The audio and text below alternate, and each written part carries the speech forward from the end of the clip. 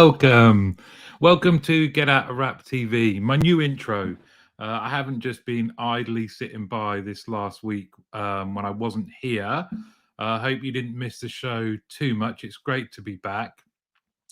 I do know from speaking to some of you after last week's show that you had to refresh. Some of your comments didn't show up for me.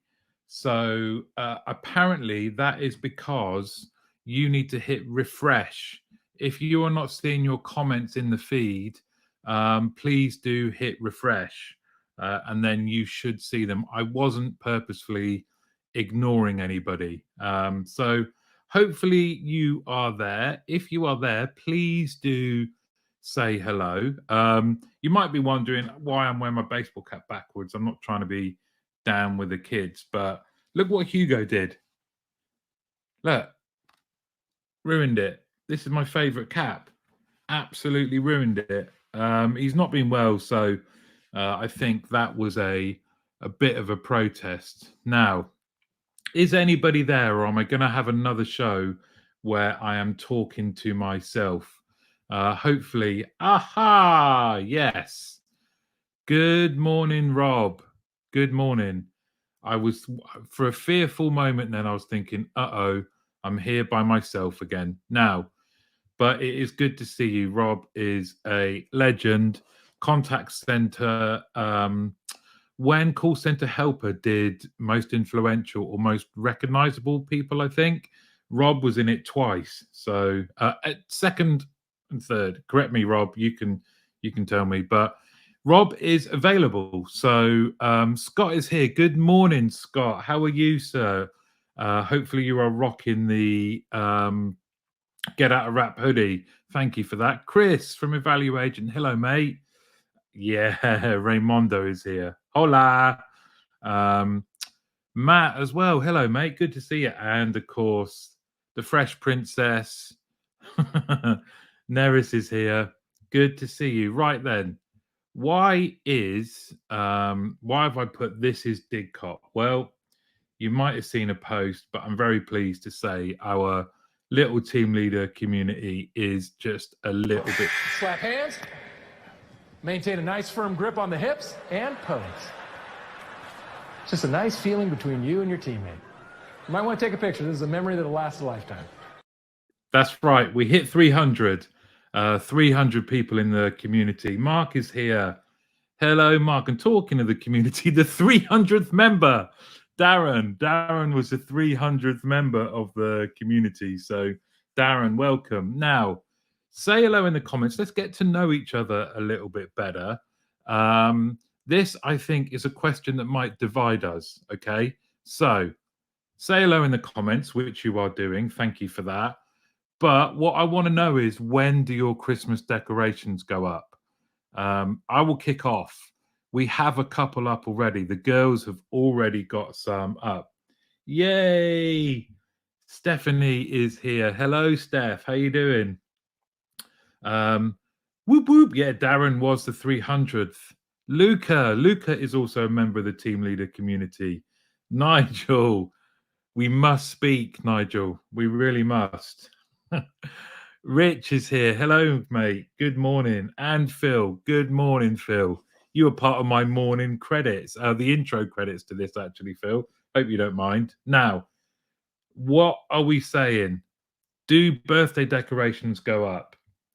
Oh, this is interesting. So, Mrs. Wilkinson's birthday is the 15th, so I have to wait till after that. Yeah, very wise, Rob. First weekend in December, says Raymondo. Usually beginning of December, might be earlier this year, as we all need the joy right now. That's true. One of the girls has put their tree up in their room. I mean, it's gone from one tree that went up late to the girls all want a tree, a little, artificial one. Hello, Roland. No decorations yet. Talk of me having to bring in a spare tree from the house as ours is dilapidated.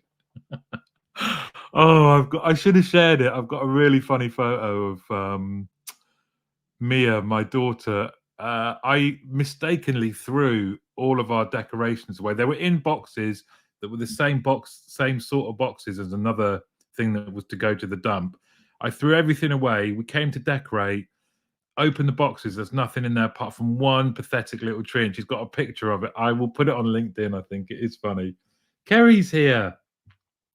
Okay, so hello from Deaf Spencer. My December is filled with mine Teasdale everywhere, and I cannot wait to get my jumper as a Christmas present.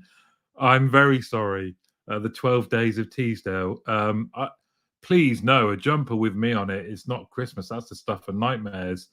Neris says around the 12th. Great to see you, though, Spencer. I have 18 boxes, 3 trees, and it drives my hubby mad. But I love my grotto. Neris in her grotto. I love it. Scott, we get a fresh Christmas tree, so typically around 3 weeks before. This year will be Sunday, the 3rd of December, as we'll be collecting the tree on Saturday, the 2nd. Good news is as well, Christmas Eve is on Sunday, so no working Christmas Eve. Kerry says, I normally go first week in December, but we are heading to New Zealand this year, so we have 0 decorations. I know, but you're off to New Zealand, Kerry, so happy days. I mistakenly bought 30 meters of LED lights instead of 30 feet. So my house is currently looking like Christmas by default. I love it. First weekend in December, not by choice, forced into it. I'd be happy with the week before, says Chris. Me and my partner have a tradition of going to a tree farm and picking out 2 trees. I try to delay that until the last week of November. Otherwise, you'd have them all year round. It's very much yin and yang, isn't it? We used to be 1st of December, says Rich, but as kids got older, it's 2 weeks before. Having worked in the Philippines for years, they are September and don't take down until mid-January in the earliest. That's interesting, isn't it? I spent a wonderful Christmas working in Istanbul, even though very secular, actually. It's a Muslim country still, nonetheless. And so it's a working day. But where we stayed, I was there for 2 years, but people made a real effort. There were Christmas trees in the contact center. And I said, oh, that's very nice. You put up a Christmas tree for me. And they said, no, this isn't a Christmas tree. It's a New Year's Day tree. And we had a bit of a disagreement. I was like, that is a Christmas tree. Yeah, it's interesting seeing different cultures, how they do it. Phil, daughters is Christmas Day. Happy birthmas. Now, how does she feel about that, Phil? Because my sister is the 23rd, and it always used to bum her out a bit. My partner and a mum both buy Christmas decorations all year round. There's always one of those every day is Christmas shops on holiday. So we end up with baubles in June. That sounds like a song, Danny. Hello, Alan. Morning.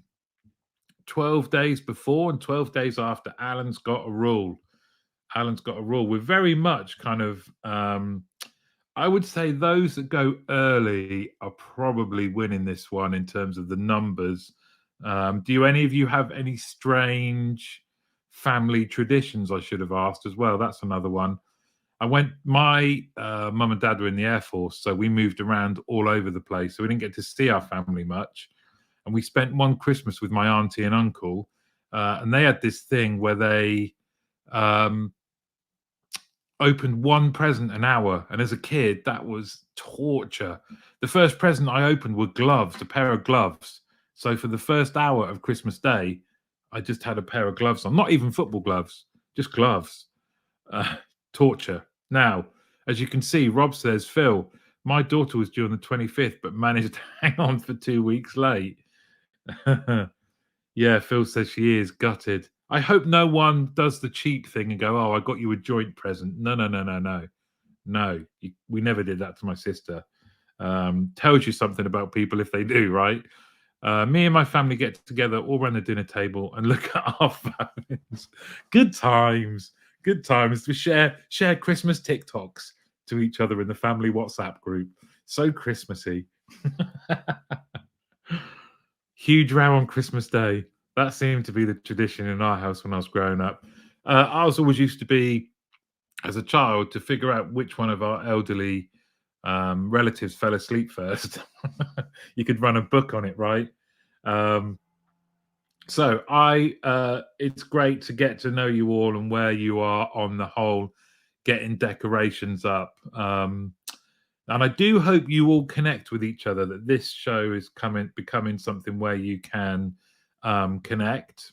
Now, I want to talk of a industry favorite right now. Um, what's good? Not Tottenham's injury list, that's for sure. And I'm sorry I can't see who you are. Please, our IT support can help. Um, Darren found Danny funny. He is a funny man. We have a huge party on Christmas night at my sister's with some terrible karaoke. Oh, I love it. Love a bit of karaoke. I have a policy of no combined presents too. My birthday is the 28th of December, and my birthday presents must be better. There are only two rules, and those are good ones to have, Roland. My daughter's been listening to Christmas songs on Amazon for a month already. I have to admit, um, Last Christmas by Wham featured on the playlist whenever the family's in the car, and that was in the summer. I don't mind listening to that even in the summer. That's my all-time favorite. Um, Now, I was talking about a favorite I think of our industry. She's been on the podcast. She's a wonderful human being, an award winner, does absolutely bundles and bundles of stuff for charity non-stop. You might have seen on LinkedIn that she needs our help. This has all been done with her approval, by the way. So I just wanted to spend a moment talking about lovely, lovely Rula. So Rula Samara Sellers, as you know, is head of contact center for Navuna. She gave birth not long ago to a beautiful daughter, Layla, who I think now is 3 months old. They found out that Layla, has cystic fibrosis, and Rula did a heart-moving post on LinkedIn about what cystic fibrosis is and what that means for Layla and Rula and her family. And but they got some good news, and the good news was that there's been a new drug developed that can prolong, it's been found to prolong people with cystic fibrosis's life, because their life expectancy is around about 30. This would be a way of extending that. And amazingly, horribly nice, the people that determine whether drugs go out for the NHS have said it's not cost effective. Can you imagine you're being told that there is a drug that can make your child's life better, but it's not cost effective? So, Ruler shared a post. It's had over nearly 300 engagements, I think, shared, reposted 60 odd times. Ruler is a wonderful human being, and we've been in touch. She's given me permission to do this. We can help. So if you go to her post, there is a link where you can comment, because NICE, the body that determine whether drugs are released or not, have said that they will take comments on this. It's still in the deciding phase. They've given an indication of what they're going to do. So we still have the opportunity to influence this decision. Please also go to the Cystic Fibrosis Trust. This is their logo here. And you can also get involved, and you can write to your MP. So please, can we support one of the most lovely people in our industry? Give.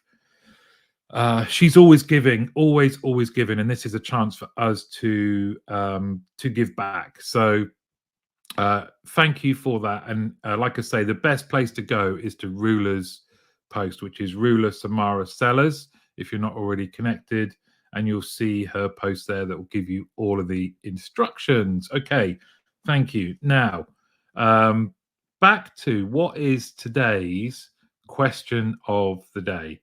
Here we go. So, AI in contact centers, should have been a comma there. As a lot of you will know that work with me, my punctuation is awful. AI in contact centers, where can you see or are seeing already its application, and how will it change our industry? So, AI, what are you seeing? What are your thoughts on what it means? Jordan's here. Good morning, superstar of Fab Solutions and also um, one of the earliest members of the team leader community, plays a big part in that. Hello, Jordan, mate. So, what are we thinking now? What prompted this question was Erica Farmer came in and did a masterclass in the team leader community and spoke about how at team leader level, AI could be used to help people better prepare for coaching sessions, better prepare for difficult conversations. And it was an application I'd never even thought of, kind of role playing with AI as part of your prep. And it led me to think, what else is going on um, that you think is just brilliant for our industry or would be brilliant? So, AI in contact centers, where can you see or are seeing already its application? How will it change our industry? Now, whilst your brains are thinking and getting ready to post, I'm going to have a little bit of coffee. I had my delivery this morning, so I had a day without it yesterday. I was climbing the walls. Okay, we are going to have email automation. Easy to do, but doesn't get as much love as the bots on chat. Really interesting point. And I'm really sorry. I'm sure everyone else can see it, but I can't see who you are. It would be lovely to just name you. Um, Thank you, Rob, to my earlier point. That is a link to Rula's post. Thank you, buddy. Um, okay, Danny. Remember when SharePoint came out and revolutionized comms? Nah. A new tool being used in old processes loses what makes it special. Too many orgs are shoehorning in AI or what they think is AI without really planning it through. Lovely, Danny. What a great point. Um, Darren says, I saw a platform yesterday that was using AI to quality check all agent calls for you without having to do it manually. Interesting, Darren. Who was that? You can name. Let's find out. Sham. I'm glad you're tuned in. Reasons will be apparent later on. Sham the Lamb. For some reason, not showing my name. He's gone incognito. So yeah, Darren, this is interesting. Quality checking agent calls without having to do it manually. And as I said, in the community, Connex One. Thank you, Darren. Really interesting. It's good to share this kind of stuff, isn't it? It was interesting. Erica's masterclass as well. Erica Farmer of Quantum Rise, a bit of an AI expert. I would definitely recommend checking her out. Talked about actually a lot of AI is pretty old, and this lends itself to Danny's point where it shouldn't just be a new tool being put into an old process. It should be the opportunity to see how the process can be improved. And here's a great point. Is it checking quality or is it checking compliance? Now, obviously, I'm going to say this because I work there, but the people that would love to talk to you about that question and anything to do with quality, to be honest, is BPA quality, who would make the same distinction, Danny. So very, very astute of you. And I think, those kind of rudimentary, and it has its place, yeah, rudimentary tick box. Did something happen, yes or no? It is compliance, right? Something has happened or it hasn't, and a person or AI or speech analytics can look out for that phraseology at that particular time. But I would definitely make the distinction. There needs to be one between quality and compliance. It's Steph Spencer again. I'm dealing with AI customer service, and the message I received from AI chatbot is to give the advisor a call back, and I am deaf. My boss is dealing with someone right now to sort the matter out. It's interesting, isn't it, Spencer? And I know you are at the forefront of making technology inclusive, which it should be. And this is an example of it not being. Nick, apologies, I'm late. It's not good enough, mate. Where have you been? No problem. It's good to see you. AI is being used to great effect in identifying knowledge gaps of agents and then providing tailored learning materials to agents to support those gaps. Avoids the one-to-all approach that many use. Very, very true. Um, Agent Assist has potential to support teams, says Rob, in the same way bots have the potential to help customers in a chat. Note, I say have potential equal Danny's point is spot on. Now, Morris knows his stuff. Good to see you, Morris. Um, Sentient machines AI and conversation analytics is revolutionizing insight and quality assurance and compliance. Um, yes, I know I went to DDC Discusses a few times and spent was marveling at Elizabeth Stokoe, great book, two great books that she's written, and Dr. Saul, can't remember his surname. Yeah, and they had some really interesting points about conversational analytics and AI. I love how cordless that you use chat GPT style prompts to query your calls. I'm assuming that's you, Sham. Thank you, mate. Alan, that's a big question. I know it's too long. I genuinely think it is too early to answer yet. Lots of brilliant opportunities for its use, however, major pitfalls. Proceed with caution, right, Alan? I think is your message. Lots of potential and opportunity, but let's be careful. It is a big question. I kind of should have stopped and carried on typing. Um, Lots of applications for AI, says Chris, especially in the quality space. And I know Evaluagent have been doing some great work on this, you guys. But I think the biggest impact will be how it will enrich coaching by giving coaches agent improvement tips that they can use in their conversations. Not about replacing, but giving coaches more insight to use, complementing. Roland says, very basic, but we use AI to consult our policy documentation to more quickly find accurate answers to queries. Also helps to rephrase jargon. I love that, Roland. That small kind of application that's making things better. It's great. Darren says, from what I saw, there was a large element of compliance, but also a learning tool that was leaning into TOV, tone of voice, quality, etc. It's a constantly evolving learning piece right now, from what I understand. Also, only calls at the moment, but they're working on expanding across digital channels too. Early days, but be interesting to see how it develops. And this is the Connex One system that Darren looked at. Thank you, Darren, for that. That it is fascinating, isn't it? And the speed in which this kind of stuff is accelerating and developing is a positive. We seem to have focused where to use AI in a mass area, frontline interactions. I'd really love to see it add value at first, second line management, who are often starved of development and insight.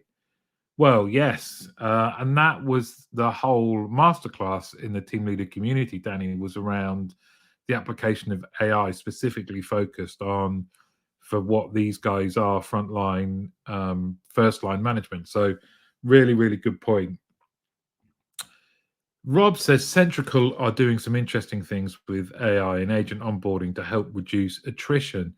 They certainly are. Their focus on employees combining AI is brilliant. And a nice group of people as well. Also, another platform, Natter. And I've spent some time chatting to Natter as well. They are also, everyone's lovely. Darren says, also another platform, Natter, using ChatGPT to help form email responses for agents. It reads the previous email threads and puts a suggestion of a response together. The idea is to help drive efficiency for agents. I've not used it yet, so can't comment on how good or useful it is. But you can absolutely see how that would help. I've worked in some places before where there can be some very complex chains, right? And they can be all over the place. So if AI can take that, thread it into something that summarizes it for the next agent picking up the query, it's going to help the customer and it's going to help the agent and the company with saving time. So yeah, great application. Sham says, I like progression over perfection. Oh, lovely phrase. Lovely phrase. Applies to all aspects of our life, Sham. I love it. We should do the same with AI. Inspiration, the Lean Startup book. Summary, get started and figure it out as you go. Hmm. I need another book that I'm not going to read, but I just like the process of buying one. And that sounds like a good one. Thank you, Sham. Phil, a couple of ex-colleagues are looking at AI to support agent knowledge base, LMS, etc. Well, Phil, do let us know about that. If shout them out.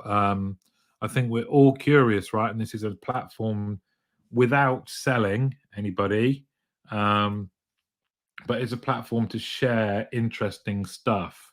But yeah, please do, Phil. It is a fascinating subject, isn't it? And one that please do keep your comments coming. Um, I would now just like to point you to, uh, you may have noticed, for those of you that do listen, the last podcast episode was in the middle of October. Now, like buses in London, there's going to be a couple this week. So let me just share with you what is coming. Hang on one sec.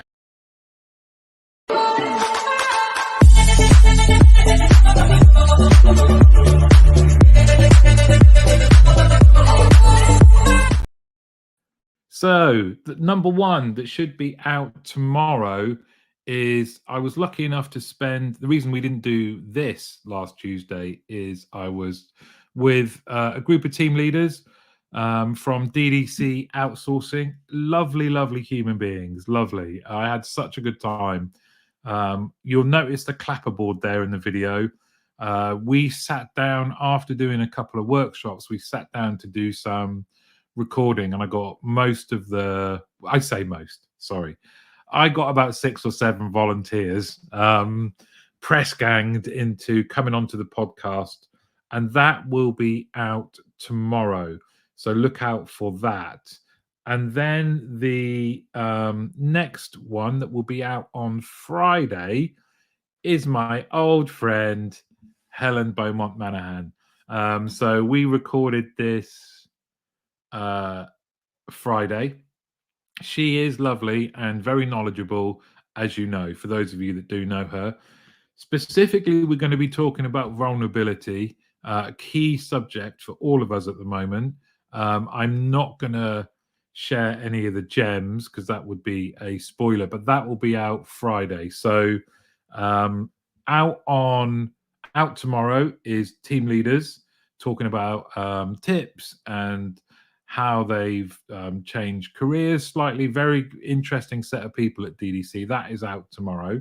And then on Friday, Helen Beaumont Manahan from BPA Quality will be talking all things vulnerability. So a great one for you and your teams to, if you needed to or you're interested in that particular subject. If you remember a couple of weeks ago as well, I said, please let me know about some things that have caught your fancy. And I will also, and I need to do a video for this really, don't I? But I will also do a recommendation, the Get Out of Rap. Is this what?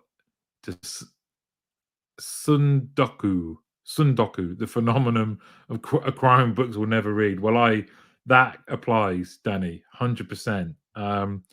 So, as I was saying, GOW recommends, and this week, please do. So, if there's things coming up that you either are organizing or you've seen or you're attending that you think are worth sharing, please let me know and I will choose one. And the one I've chosen today is the aforementioned incognito Sham Aziz. This isn't just because he's a fellow Tottenham fan, by the way. It's because he absolutely knows his stuff. I've seen him present into the team leader community. He's super engaging. And I know Maria McCann as well will also be. But tomorrow on LinkedIn, 12 till 1, talent, tools, and tactics for peak trade. So coming into peak, which a lot of retailers are, of course, customer service mastery, succeeding in the high stakes online retail golden quarter, an exclusive opportunity to spend an hour getting advice and tips for peak in the contact center space from 2 of the most respected practitioners in that space. And these are service boot camps. So I'm sure Sham will share the link where you can say you are attending. I will be watching that and also sharing it into the team leader community because we have quite a few retailers in there amongst our 300. Going for 1,000. Why not? Okay, so without further ado, it is time for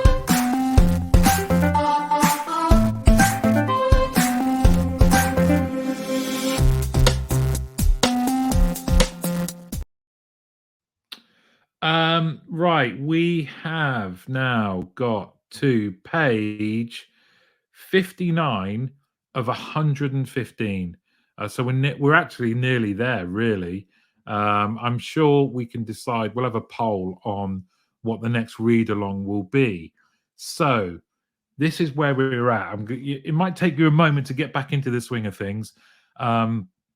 So this was asked to the decision makers, 209, I think it was. What do you believe is the importance of these factors to a customer when contacting your organization? And the runaway winner you can see at the bottom of this chart is first time resolution. 48% of the respondents ranked that in first place. 23% then in second, 16% in third. First time resolution, sorry, I should say. Followed by short queuing, and short wait time for a response. Interesting, isn't it? I do think we still need to look at that. The couple that I've there we go. There's the link shared from Sham the Lamb. Share with your teams, he says. Why not? So short. We may have emphasis on Rob. The next slide. Well, it's not overlaid, but so the next slide is the result of talking to.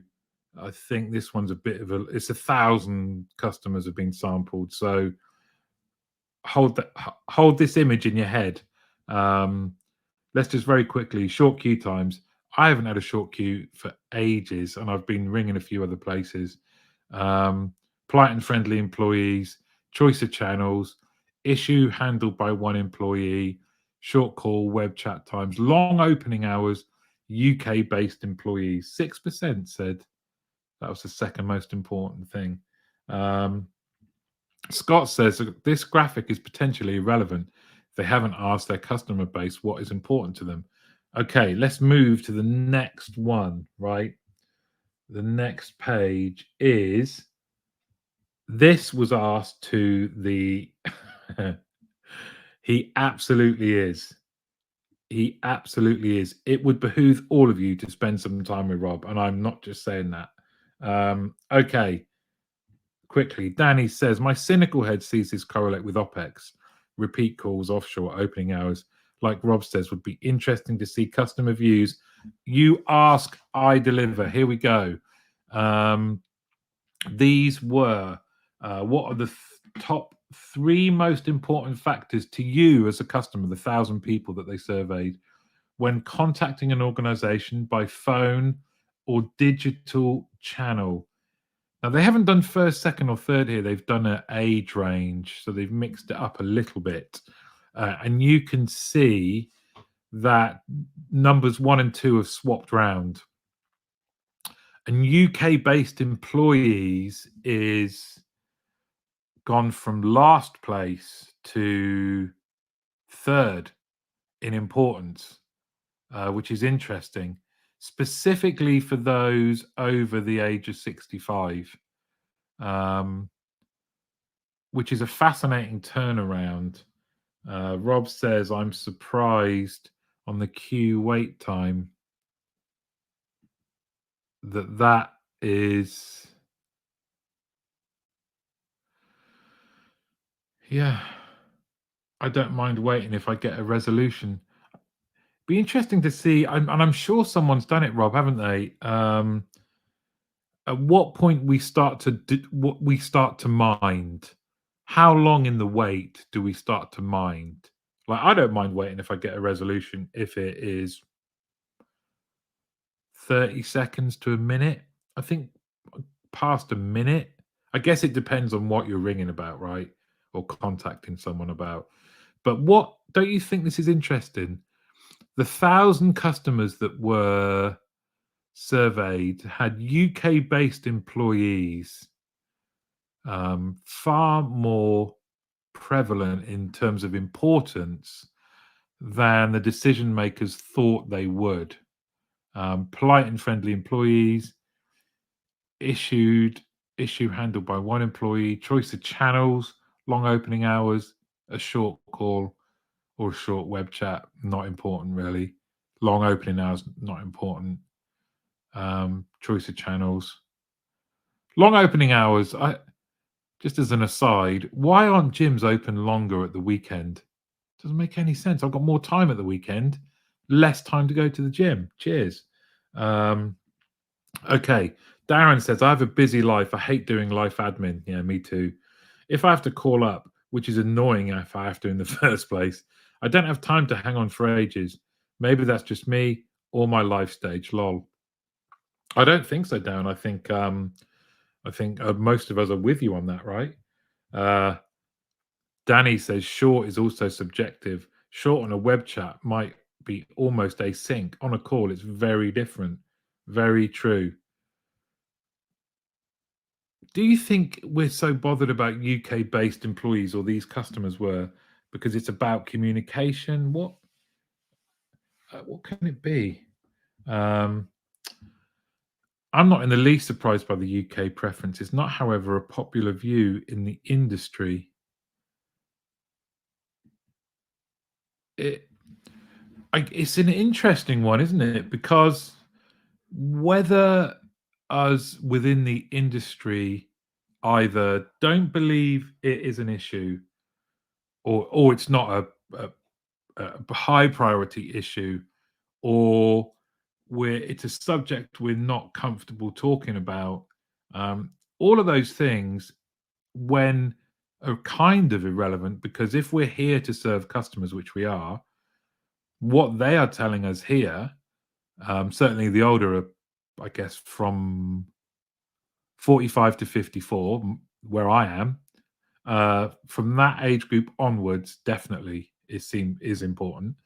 But overall, third most important factor. Um, it's it's something that kind of comes and goes, isn't it? Certainly from an advertising point of view. Interesting, interesting. Rob says we did that analysis years ago at Sabio for a range of clients, CSAT versus call waiting. Oh, brilliant. The average was circa 120 seconds at the point where CSAT dropped off a cliff. This is great, Rob. My advice is do this analysis for your own customers and make decisions based on that. Back to the UK thing, we don't want to believe it's an issue, says Raymondo. Um, we like people like us. It's affinity bias. That might be communication. It might be shared experience, empathy. It might be xenophobia. It'll be different for everyone. Very true, Danny. Very true. As is Bev's point here. We don't want to believe it's an issue. Customers' choice and companies will reflect that, though, right? The demographic differences I find most interesting. Not a single one for the 16-24 base exceeds 50%. They value polite, friendly employees over everything else, even waiting times, first time resolution, etc. Yet the 65 plus aren't interested in politeness. They seem to want UK based, answered quickly, resolved first time. They haven't got time for politeness, have they, Scott? I don't mean that in a kind of end of life situation. I just mean in a impatience kind of view. Mass generalization by me here. Ooh. Rob Wilkinson, that's good to know. Agreed. Definitely measure this for your own business. Yes, Rob. Thank you for sharing the CSAT based on time waiting. Fascinating. And Scott has made a very good comment here. Quick analysis of the info there. So what was next? let's get to what are the three most important factors to you when contacting an organization by phone or digital channel by socio-economic group? The organization drivers are often different. Offshoring doesn't tend to be done because it's a great first call resolution or CSAT. It's done for cost efficiency. That can translate to perceived experience at the transactional level, which customers feel. What a lovely comment, Danny. Now, who knows their socio-economic groups?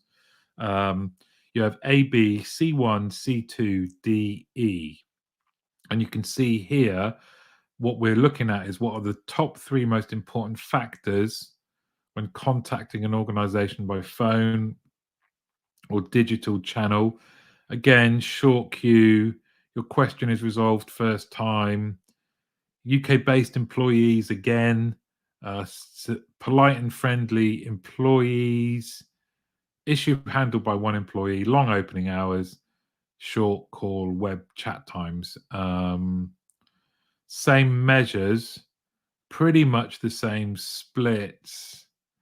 AB is high earner professional. They want a short queue time more than any of the other groups. But again, similarly, there is still, I'm still stuck with this UK based employees. I need to get over it. C1 is managers, C2 is manual worker, DE is unskilled. Oh, feels a bit icky hearing all this, but I guess we have to do it, don't we? So unskilled, not as bothered by a short queue, but much more bothered by wanting their question resolved first time. Plus also having a UK based employee. Your high earner professional wants a quick answer, question resolved first time, less interested in UK based employees. I'm not getting that much from that, if I'm honest. Okay. Customer issues. This is a good one. So, how often do these come up? Now, what did the blurb say around it? Here we go. Here we go. So, what are the roadblocks? The general view across the customer surveys, they hit roadblocks often. The standout finding, which won't come as a surprise, is that 85% of survey respondents felt that the queue time was too long, very often or fairly often. As the following section will show, this has got considerably worse in recent years and is something that the industry needs to deal with urgently. Queue time is too long, has got worse, and we need to deal with this urgently. And that could be the most significant point around why we are seeing CSAT drop and customer service scores across the board reported by multiple organizations dropping. Phil is having the same kind of UK-based employee eye roll emoji from Phil. Danny's surprised. I called back to double check previous action has been taken, isn't on there. Just checking. You are going to do what you said you were, yeah?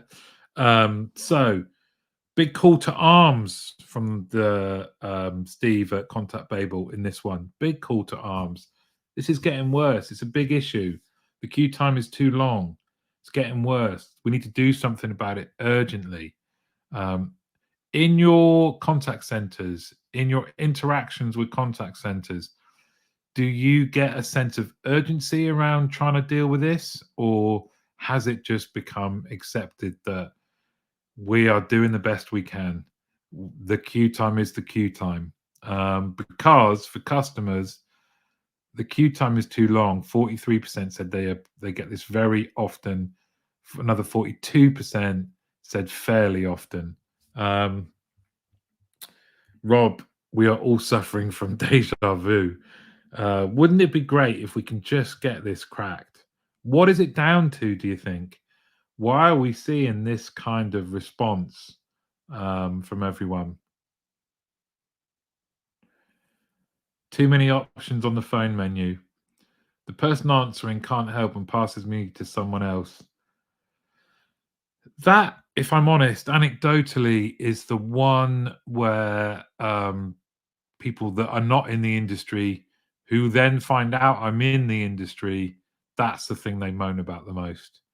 It's really nice as well. I've just met someone. What do you do for a living? I say I work in the contact center industry, or you'd know it better as call center industry. Oh, I hate it when you guys pass me on to someone else and I have to repeat my story all over again.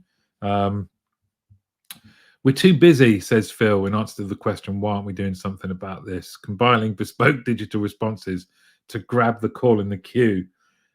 Issues are becoming harder to solve. Contact centers are really struggling with a lack of people, says Nick. Good point. Bev says, only my water company consistently answers with a live agent quickly because they have no IVR. Interesting. In caps. Still more to do to support customers that want to self-serve.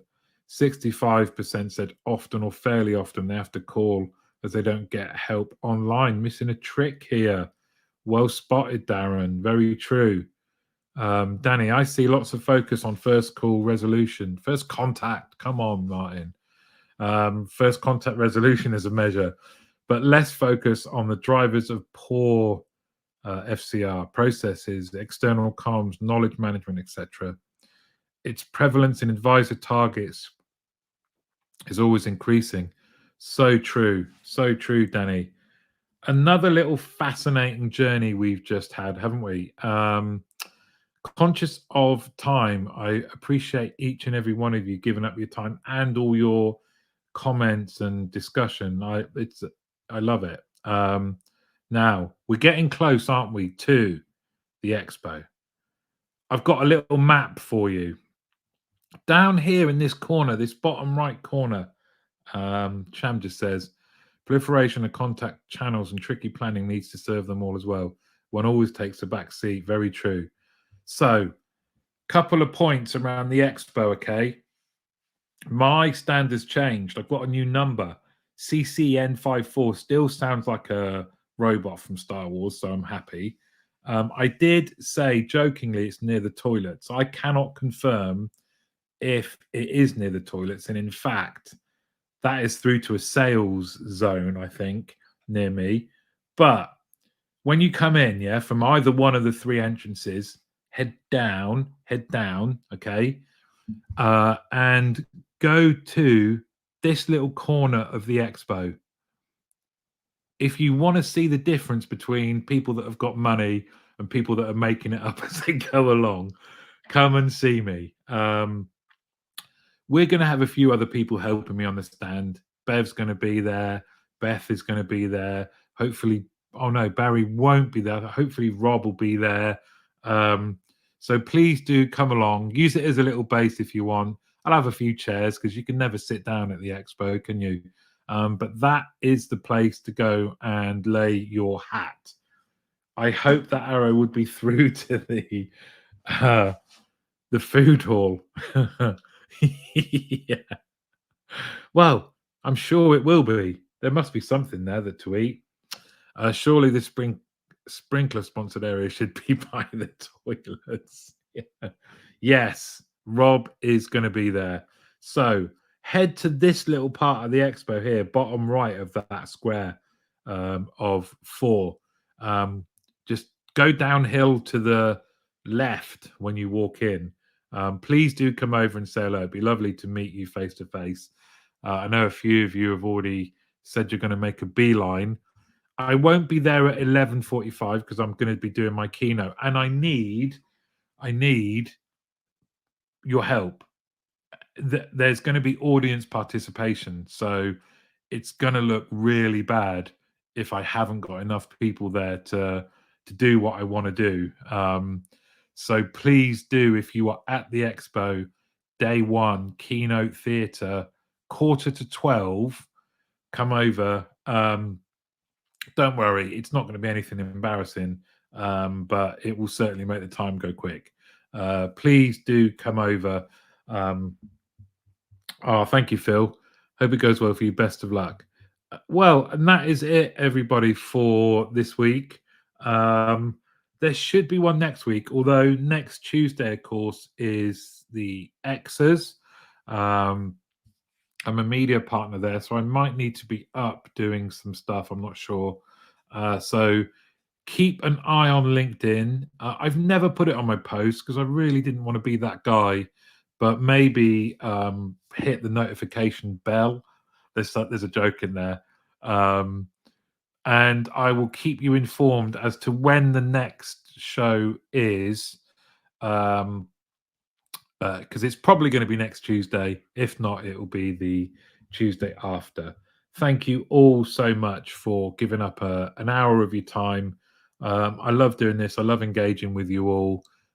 We have a lovely, lovely industry where there's loads going on, and you are valued absolutely, certainly by me at least, for what it's worth.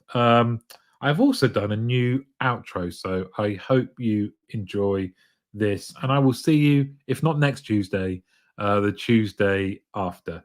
Thanks a lot, everyone. Bye bye.